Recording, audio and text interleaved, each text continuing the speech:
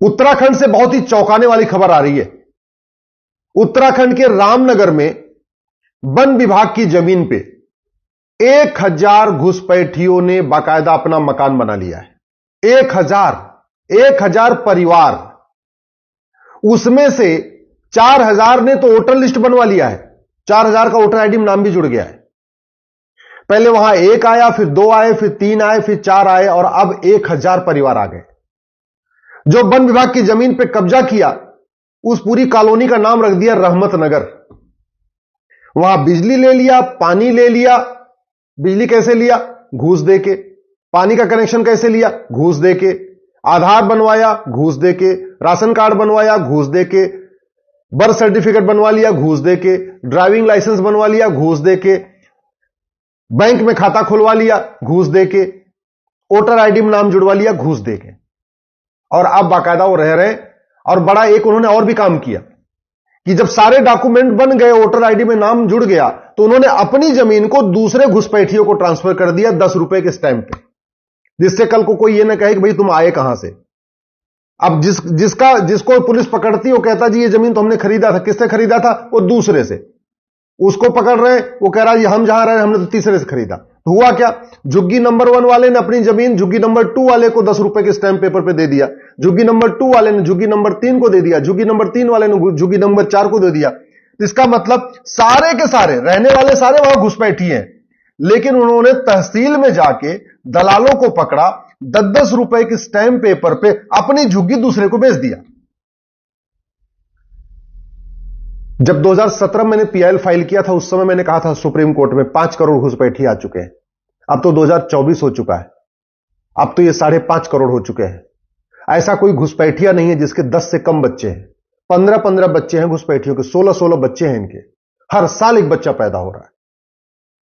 घुसपैठ हमारी राष्ट्रीय सुरक्षा के लिए खतरा है, लेकिन आज तक घुसपैठियों पे एनएसए लगाया ही नहीं जा रहा है। घुसपैठ हमारी देश की एकता अखंडता के लिए खतरा है, लेकिन घुसपैठियों पे यूएपीए लगाया ही नहीं जा रहा। घुसपैठ वेजिंग वॉर है, इनडायरेक्ट वॉर है, भारत पे कब्जा करने की एक साजिश है। उसके लिए हमारे पास एक कानून है, सेक्शन 121, उसको वेजिंग वॉर कहते हैं इंडियन पिनल कोड में, लेकिन किसी भी घुसपैठिए पे वेजिंग वॉर की धारा नहीं लगाई जा रही है। घुसपैठ एक ऑर्गेनाइज क्राइम है, सिंडिकेट है पूरा, उनको बाकायदा प्लान्ड वे में बसाया जाता है, लेकिन घुसपैठियों और उनके मददगारों के खिलाफ गैंगस्टर एक्ट भी नहीं लगता है। ये जो घुसपैठ की जा रही है, ये भारत को बर्बाद करने के लिए की जा रही है, लेकिन घुसपैठियों पे देशद्रोह की धारा नहीं लग रही है। जब तक घुसपैठियों और उनके मददगारों की 100% प्रॉपर्टी जब्त करने, घुसपैठियों और उनके मददगारों की नागरिकता खत्म करने, घुसपैठियों और उनके मददगारों की आजीवन कारावास देने के लिए कानून नहीं बनेगा, तब तक घुसपैठ नहीं रुकेगी। घुसपैठिए बॉर्डर पे 2000 रुपए देकर आ रहे हैं, 2000 रुपए में राशन कार्ड बनवा रहे हैं, 2000 रुपए में बर्थ सर्टिफिकेट बनवा रहे हैं, 2-3 हजार रुपए में ड्राइविंग लाइसेंस बनवा लेते हैं, 2-3 हजार रुपए देकर वोटर आईडी नाम जुड़वा लेते हैं, बैंक में खाता खोल लेते हैं और केंद्र सरकार की सारी योजनाओं का लाभ लेते हैं और राज्य सरकार की सारी योजनाओं का लाभ ले रहे हैं। भ्रष्टाचार हमारे लिए कितना बड़ा खतरा, इसका भी एग्जांपल आप खुद देख लीजिए। जितने घुसपैठी आए हैं, ये सब भ्रष्टाचार की पैदाइश है। ये 2-2 हजार रुपए में जो लेखपाल, पटवारी और बाबू और दलाल उनके सारे डॉक्यूमेंट बना रहे हैं, इससे बड़ा देशद्रोह क्या हो सकता है। लेकिन उनको खौफ इसलिए नहीं है, आज तक किसी भ्रष्टाचारी की, किसी घूसखोर की, किसी कमीशनखोर की, किसी दलाल की न प्रॉपर्टी जब्त हुई, न नागरिकता खत्म हुई, न जीवन कारावास, फांसी हुआ। और वो क्यों नहीं हुआ? हमारे पास कानून नहीं। हमारे पास तो अवैध निर्माण के खिलाफ भी कठोर कानून नहीं है। अरे वन विभाग की जमीन पे लगातार मकान बनते जा रहे हैं। क्यों? क्योंकि वन विभाग की जमीन पे जो मकान बनता है कुछ होता ही नहीं है। बॉम्बे में तो जो एयरपोर्ट है उसके नीचे झुग्गियां बस गई हैं। पूरी बॉम्बे एयरपोर्ट के चारों तरफ झुग्गी बस गई है और कुछ नहीं हो रहा है। क्यों? क्योंकि कानून नहीं है। मैं फिर से कह रहा हूं, अवैध निर्माण करने वालों की 100% प्रॉपर्टी जब्त करने, अवैध निर्माण करने वालों की नागरिकता खत्म करने, अवैध निर्माण करने वालों को आजीवन कारावास देने के लिए जब तक कानून नहीं बनेगा, तब तक सड़क के किनारे भी अवैध निर्माण होगा, एयरपोर्ट के किनारे भी अवैध निर्माण होगा, वन विभाग की जमीन पे भी निर्माण होगा, गोचर जमीन पे भी निर्माण होगा, बंजर जमीन पे भी निर्माण होगा, पार्क पे भी अवैध निर्माण होगा, बस अड्डे के किनारे भी निर्माण होगा, रेलवे स्टेशन के किनारे भी अवैध निर्माण होगा। कानून इसको रोक पाएगा। ये तू मैं करने से, आरोप प्रत्यारोप करने से, नूरा कुश्ती करने से, कविता पाठ करने से, सोशल मीडिया में वीडियो शेयर करने से न घुसपैठ रुकेगी, न तो ये अवैध निर्माण रुकेगा। केवल प्रॉब्लम की चर्चा करने से डेमोग्राफी में जो बदल रही उसमें कोई परिवर्तन नहीं आएगा। परिवर्तन तब आएगा जब दंड व्यवस्था ऐसी हो कि भारत में घुसपैठ करने के पहले आदमी का दिमाग कांप जाए। घुसपैठ तब रुकेगी जब घुसपैठियों की मदद करने से पहले आदमी 100 बार सोचे कि अगर हमने घुसपैठिए का आधार बना दिया, राशन कार्ड बना दिया, हमें आजीवन कारावास हो जाएगा, फांसी हो जाएगी, हमारी 100% प्रॉपर्टी जब्त हो जाएगी।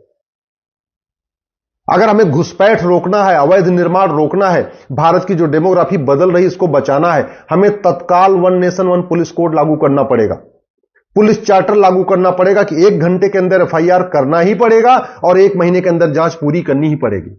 1 महीने के अंदर जांच तब पूरी होगी जब नार्को पॉलीग्राफ ब्रेन मैपिंग कानून बनेगा। ये जितने 1000 परिवार वहां पे कब्जा करके बैठे हैं, जिन्होंने रामनगर में रहमत नगर बसा दिया, 10 घुसपैठियों को पकड़िए, उनका नार्को टेस्ट करिए, पॉलीग्राफ करिए, ब्रेन मैपिंग करिए, वो पूरा बता देंगे कि कौन उनको लाया, कौन उनकी मदद किया, किसने राशन कार्ड बनाया, किसने वोटर आईडी बनाया, किसने बर्थ सर्टिफिकेट बनाया, किसने किसने बसाया, सब बता देंगे वो। कौन कौन नेता उनका पनाहगार है, कौन कौन नेताओं ने उनकी मदद किया, सबका नाम ले लेंगे। लेकिन नार्को पॉलीग्राफ ब्रेन मैपिंग कानून बनाना पड़ेगा। अगर आपको घुसपैठ रोकनी है, अवैध निर्माण रोकना है, जो डेमोग्राफी बदल रही है इसको रोकना है, तत्काल भारत में जुडिशियल चार्टर लागू करना पड़ेगा।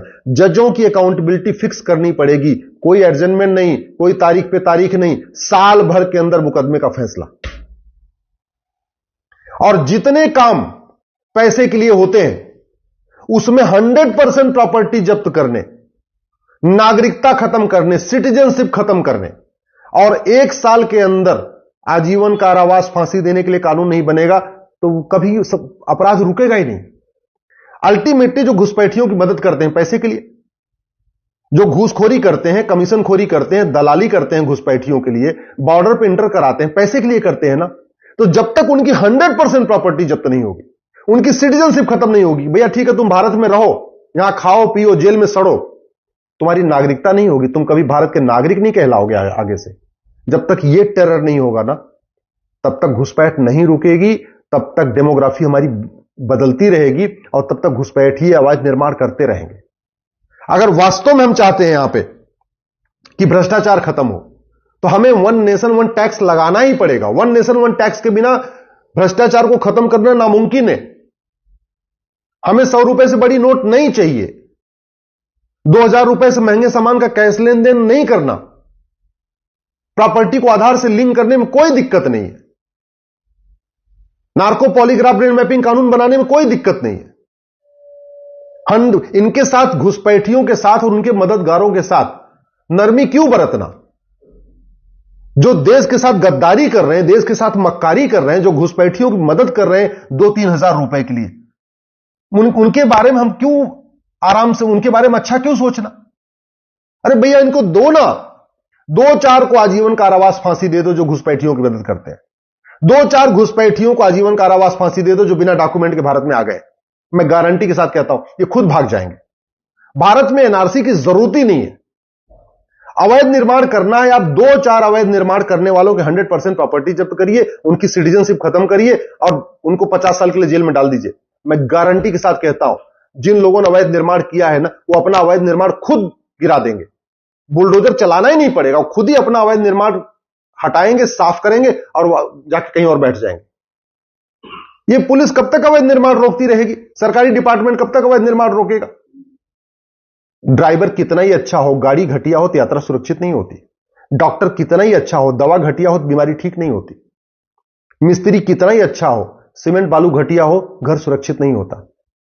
ऐसे ही शासक कितना ही अच्छा हो, नियम कानून घटिया हो, न्यायिक व्यवस्था सड़ी हुई हो, पुलिस व्यवस्था सड़ी हुई हो, मुकदमे 20-30-40 साल चलते हो, तो ना अराजकता कम होती है, ना घुसपैठ कम होती है, ना अवैध निर्माण रुकता है। मेरी बात ठीक लग रही हो, इस वीडियो को अपने फेसबुक पे डाल दीजिएगा, अपने सारे व्हाट्सएप ग्रुप में डाल दीजिएगा। मैं आपसे निवेदन कर रहा हूं 5-5 हजार फेसबुक फ्रेंड बनाइए, समस्या लिखिए, उसका मूल कारण लिखिए, अस्थायी समाधान लिखिए। नहीं तो 25 साल के बाद आपके बच्चे आपको कोसेंगे कि हमारे पिताजी दल गुलामी करते रहे लेकिन सही बात कभी उन्होंने किया नहीं।